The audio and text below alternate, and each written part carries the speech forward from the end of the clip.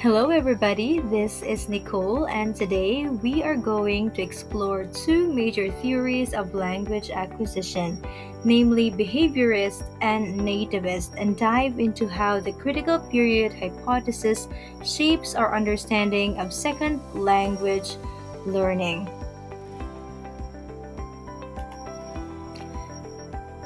Have you ever wondered why toddlers learn to speak so quickly, yet adults struggle to pick up a new language?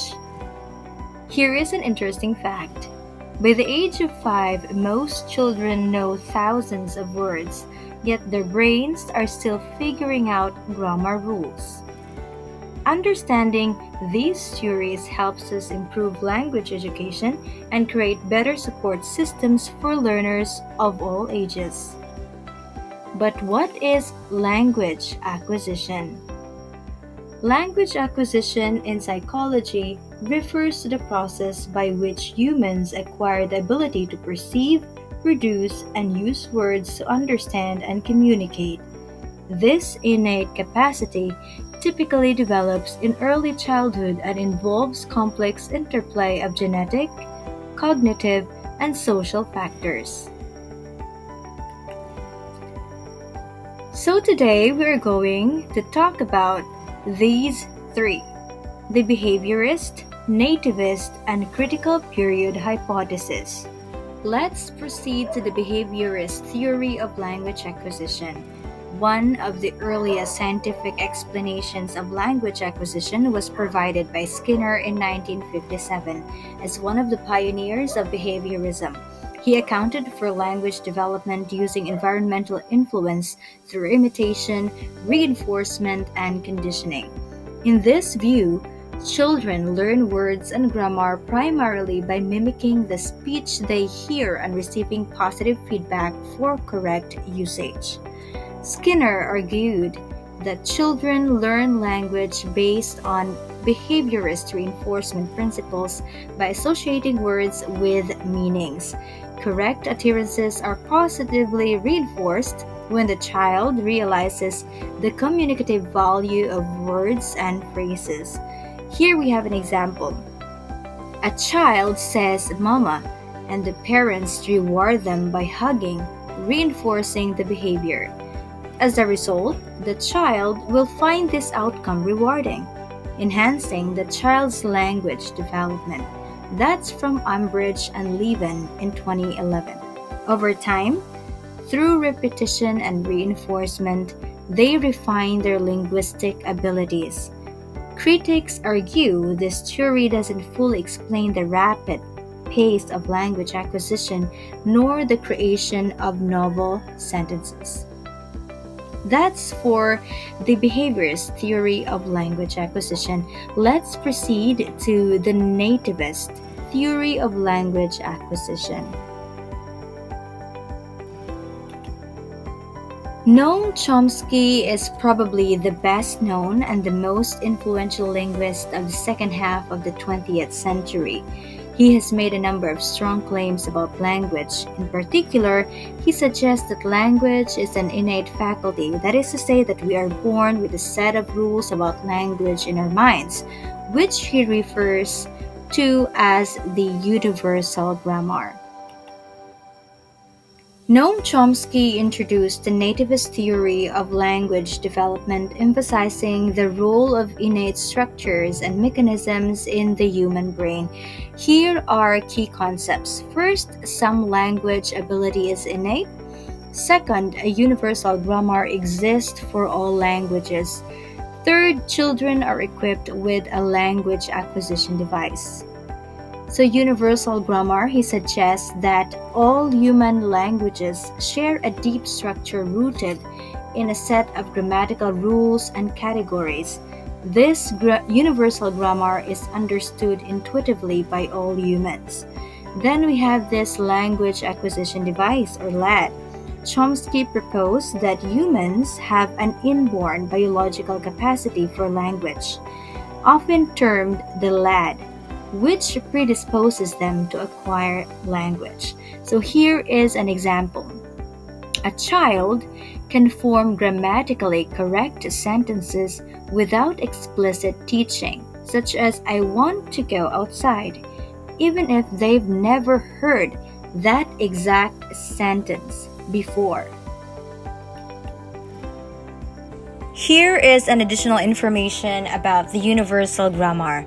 The universal grammar is the basis upon which all human languages build. Children do not simply copy the language that they hear around them. They deduce rules from it which they can use to produce sentences that they have never heard before. They do not learn a repertoire of phrases and sayings as the behaviorists believed, but a grammar that generates an infinite number of new sentences. Have you ever been around a toddler as they are acquiring new language? They suddenly change from I play to I'm playing without any formal instruction. Children are born then with a universal grammar wired into their brains. This grammar offers a certain limited number of possibilities. For example, the word order of a typical sentence. Let us have these recap on behaviorists versus the nativists. So, for the behaviorist, the focus is that on learning through observable behaviors, imitation, reinforcement, and conditioning, while the nativist language acquisition is driven by innate biological mechanisms, particularly universal grammar and the language acquisition device. And for the key mechanisms for the behaviorist, children acquire language as they mimic adult speech and are rewarded, positively reinforced for correct usage. While a nativist, humans are born with an inherent capacity to understand and produce language. This explains how children rapidly acquire complex grammar rules with minimal input. And we have the strengths. For the behaviorist, it highlights the importance of environmental factors and feedback in language development, and it is useful in explaining vocabulary acquisition and early language behaviors. And for the strengths in the nativist, it accounts for the speed and universality of language acquisition across different cultures. And it explains how children can generate unique sentences beyond mere imitation. Let's proceed to the critical period hypothesis and second language acquisition. The critical period hypothesis suggests a biologically optimal window during childhood for acquiring language, typically before puberty. During this period, the brain is especially receptive to language input, making it easier to achieve native-like proficiency. According to Siaha in 2022 and Second Language Acquisition, the Critical Period Hypothesis, or CPH, holds that there is a critical time period for a person to learn a new language with native proficiency. This time usually begins around the age of 2 and ends just before puberty. According to the hypothesis, learning a new language after this critical period will be more difficult and unsuccessful.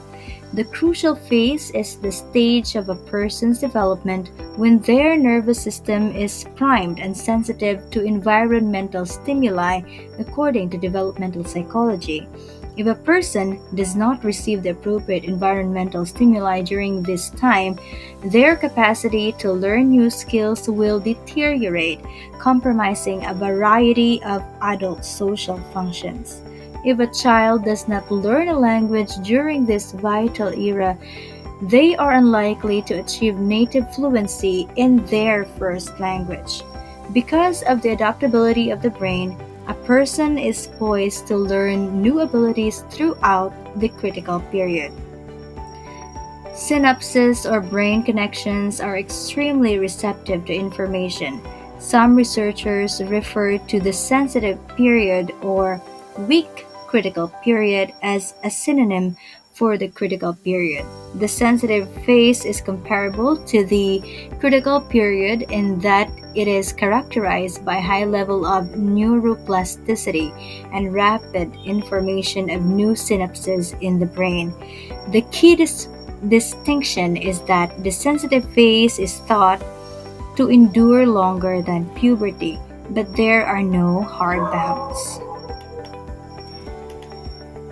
Second language acquisition in the critical period. In the context of second language acquisition, the critical period hypothesis might be used. It applies to adults or children who are native speakers of their first language and are attempting to learn a second. The CPH's key source of evidence for second language acquisition is comparing the capacity of older learners to acquire a second language to that of children and adolescents. In comparison to their older colleagues, younger learners have a comprehensive mastery of language. Although adults can achieve high levels of skill in new language, they frequently retain a foreign accent, which is uncommon among young learners. Because of the role in the neuromuscular system in speech pronunciation, adults are unlikely to develop a native accent because they have passed the essential phase for neuromuscular function learning. Having said that, there are exceptions to the rule, such as adults who reach near native proficiency in all elements of a second language. As a result, distinguishing between correlation and causation has proven difficult for researchers. Some claim that CPH does not apply to the acquisition of second language. Instead of age being the most important component, other factors such as effort, learning environment, and time spent learning have a greater impact on the learner's performance. Examples of CPH in action is the Jenny's case. So, Jenny's case, a child who was severely neglected and deprived of language exposure until adolescence struggled to acquire grammar, although she learned some vocabulary and basic communication skills. Next is the second language acquisition. Adults learning a second language often retain foreign accents and face difficulty mastering complex grammar, whereas children immersed in the same language environment often achieve fluency effortlessly.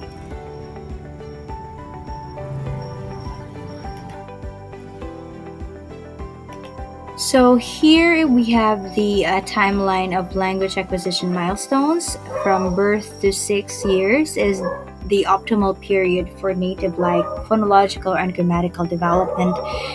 To 7 to 12 years is a gradual decline in ability to achieve native-like fluency, and 13 years above a marked difficulty in mastering pronunciation and grammar. So, why this matters in education? Educators use the CPH to develop early immersion programs for children to maximize language learning potential. So, here is a key points of my presentation today. First, Skinner's theory highlights the role of environment and reinforcement, while Chomsky's focuses on innate grammar structures. Together, they form a foundation for understanding language acquisition. Then second, the critical period hypothesis or CPH shows why timing matters in language learning and influences education and therapy practices worldwide.